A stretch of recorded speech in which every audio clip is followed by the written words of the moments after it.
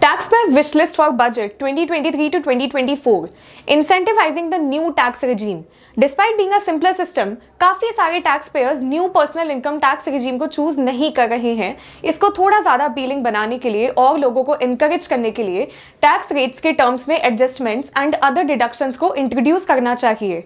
Adjustments इन ATC की limit 2014 से change नहीं हुई है, बट तब से इन्फ्लेशन सिग्निफिकेंटली राइज हुआ है। So it's time to increase the ATC deduction limit to provide relief to tax pairs.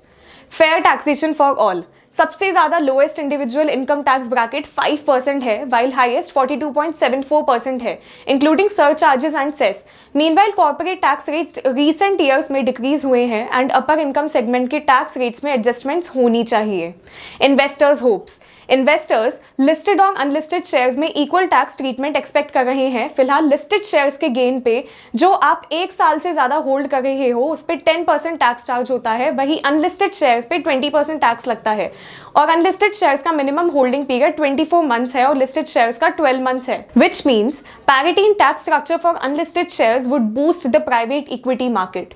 A home buyers dream. Last 2 साल में रियल एस्टेट मार्केट में काफी चैलेंजेस आए हैं, मोस्टली कोविड के इम्पैक्ट से।